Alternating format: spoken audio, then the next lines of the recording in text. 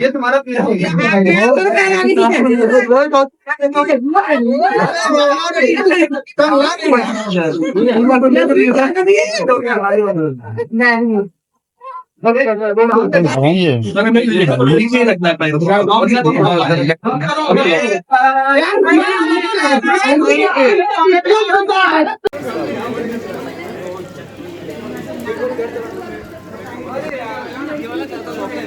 चलो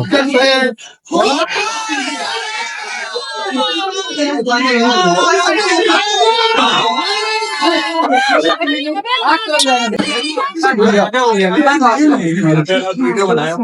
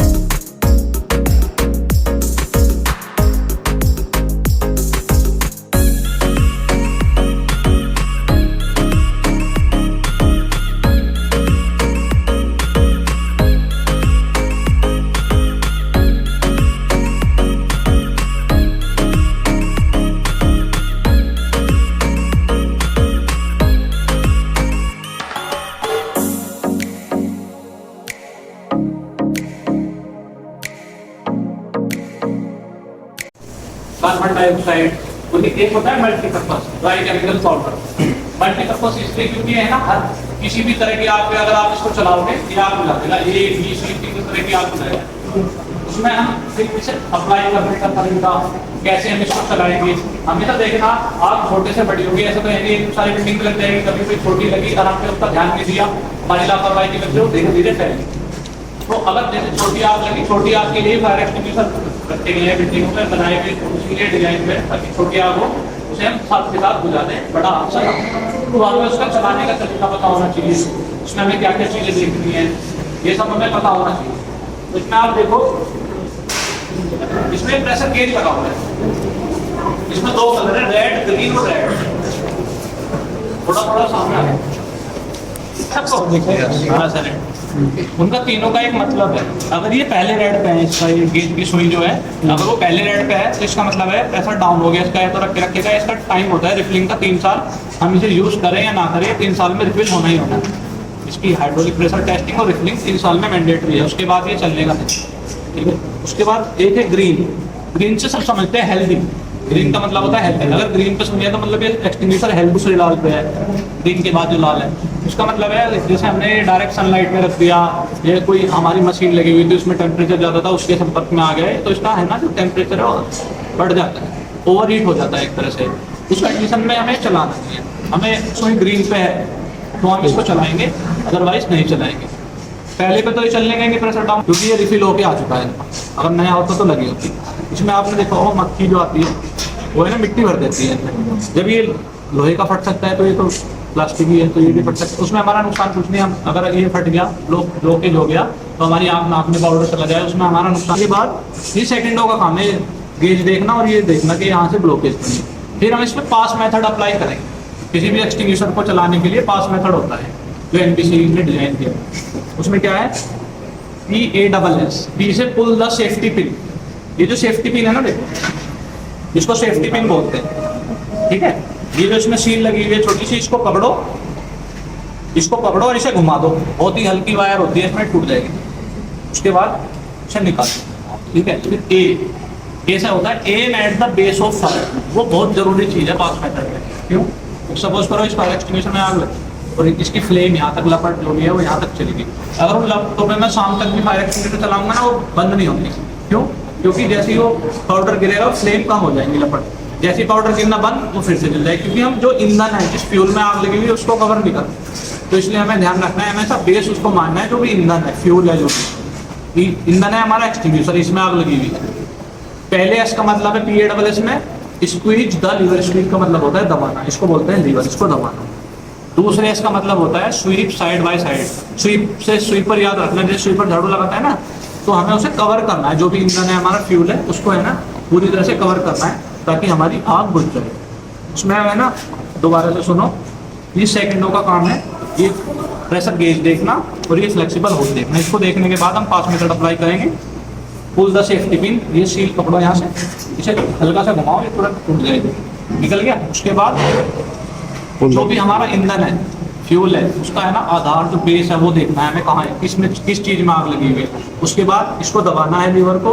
उसके बाद जैसे झाड़ू लगाते हैं ना, उस पर जिसमें भी आग लगी हुई है, जिस चीज़ में भी जो भी ईंधन है, उस पर है ना लेयर बनानी है ताकि हमारी आग बुझ जाए। ठीक है जी।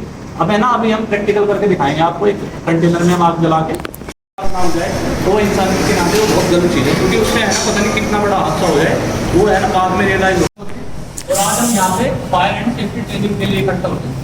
आज के टाइम में आपने देखा होगा न्यूज़ पेपर में भी बहुत जगह आपने देखा होगा हादसे होते हैं, उसमें जान की हानि बहुत होती है। अभी आपने सुना होगा गुजरात में गेरूर में भी आग लगी है, उसमें ना 23 बच्चे जल्दी बनती है, किसी में हादसा हुआ है।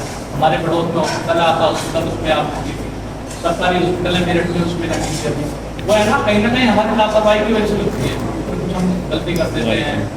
ज़्यादातर ऐसे 99% चांस भी होते हैं इलेक्ट्रिक की वजह से, शॉर्ट सर्किट की वजह से आग लगी। तो उनसे हमें बचने के लिए हम अपनी सेफ्टी के लिए क्या क्या कर सकते हैं, वो चीज़ें हमें पता होनी चाहिए। उसके ना कहीं भी हॉस्पिटल में, कॉलेज में, कहीं भी आप पढ़ने जाओगे, जरूर करने जाओगे, एक कमेटी होती है जो ये सब चीज़ें ट्रेनिंग प्रोवाइड कराती है।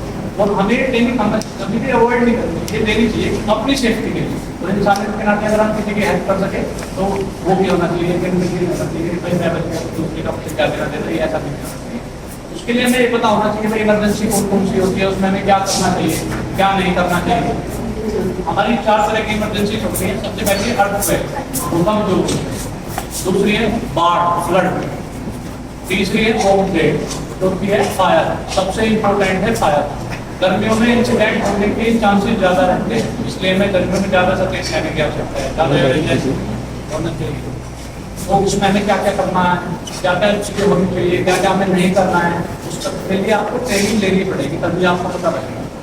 तो उसमें ना हमें सबसे पहले तो हमें किसी भी टॉपिक के बारे में पढ़ना है तो उसका पता होना चाहिए, उसकी डेफिनेशन पता होनी चाहिए, तभी तो उसके बारे में जान पाएंगे। तो हमें जैसे आज हम फायर के बारे में पढ़ते हैं, फायर के बारे में हमें जानना है तो उसकी सबसे पहले उसकी अपनी डेफिनेशन पता होनी चाहिए, कैसे आग लगेगी, उसके बुझाने के तरीके क्या है। अगर कोई चीज़ पैदा हुई है तो वो मरेगी, तो ऐसी जैसे अगर आग लगी है तो उसको बुझाने के लिए कितना तरीके होंगे। Fire is an exothermic process of chemical combustion which includes fuel, oxygen and surfactants. आग एक रासायनिक प्रक्रिया है जो 3 तत्वों से मिलकर बनी है, ईंधन, ऑक्सीजन और तापमान। जब भी ये तीनों चीजें इकट्ठी होंगी, एक साथ आएंगी, तभी आग लगेगी। अगर इनमें से एक चीजें नहीं है तो आग नहीं लग सकती, वो पॉसिबिलिटी खत्म हो जाएगी। ये तीनों चीजें मिलकर फायर ट्रायंगल बनाती है। ईंधन, ट्रायंगल में 3 साइड होती है ना, एक साइड ईंधन, एक साइड नीचे तापमान। हर किसी का जलने का तापमान अलग होता है, क्योंकि हर किसी चीज का है ना मेल्टिंग पॉइंट अलग होता है। और सबसे जरूरी ऑक्सीजन, बिना हवा के आप वैक्यूम में कभी भी आप आग नहीं लगा सकते। अगर इन तीनों में से एक भी चीज अवेलेबल नहीं है या नहीं है तो आप वहाँ पे आग नहीं लगा। जैसे 3 चीजों से मिलकर आग बनी है, ऐसे 3 तरीके उसको बुझाने के, एक्सटिंग्विश करने के। तो क्या है स्टारवेशन मेथड। स्टारवेशन का मतलब होता है भूखा मारना। सपोज करो वो तीनों चीजें मिली, आग लगी, उसमें से हमने जो भी उसके आसपास का ईंधन है वो करो जो फायर एक्सटिंग्विशर में आग लगी, जो इसके आसपास जलने की पूरी भी चीजें, पूरी भी वस्तुएं अगर हम उसको हटा देंगे, ईंधन ही खत्म हो जाएगा तो आग नहीं लगेगी। दूसरा मेथड है कूलिंग मेथड। कूलिंग मेथड है मतलब सफिशिएंट टेम्परेचर बताया मैंने। अगर हम किसी भी चीज के ऊपर पानी अप्लाई करेंगे तो उसका टेम्परेचर, उसका तापमान कम हो जाएगा, उसका मेल्टिंग पॉइंट वहाँ तक नहीं पहुँच पाने का, जहाँ उसमें आग लग जाए। तीसरा मेथड है स्मूथनिंग या ब्लैंकेटिंग मेथड। आपने मूवीज में देखा होगा, अगर किसी को आग लग रही है तो हमें ना कंबल उड़ा के उसका रोल कर देते हैं। उसका काम क्या है, वो ऑक्सीजन कट कर देता है। अगर हवा नहीं होगी वैक्यूम में आग नहीं, तुम्हारा 3 चीजों से मिलकर बनेगी। 3 चीजें हैं उसे बुझाने के लिए, ईंधन चाहिए हमें, ऑक्सीजन चाहिए, उसके तापमान चाहिए। उसे 3 तरीके बुझाने के हैं। स्टारवेशन मेथड मतलब उसके आसपास जहाँ पे भी आग लगी है उसके आसपास का आप सारा फ्यूल, ईंधन जो भी है वो हटा दो, जो भी जिसमें भी लगी हुई है उसमें लगने के बाद वो नहीं फैलेगा, माल खत्म हो जाएगी। दूसरी चीज़ है कूलिंग मेथड। आप उस पर पानी अप्लाई कर दो, उसका टेम्परेचर है कम हो जाएगा, बात आ जाएगा। तीसरी चीज है स्मोकिंग या ब्लैंकेटिंग मेथड। इसका मतलब है आप ऑक्सीजन कट कर रहे हो। दोबारा बता रहा हूँ, जैसे आपने फिल्मों में देखा होगा किसी बंदे में या किसी चीज की होती है, फायर एक्सटिंग्विशर कितने तरह के होते हैं, कौन सा एक्सटिंग्विशर कौन सी फायर पे हमें यूज करना है। चार क्लास की फायर होती है, एक क्लास फायर, बी क्लास, सी क्लास।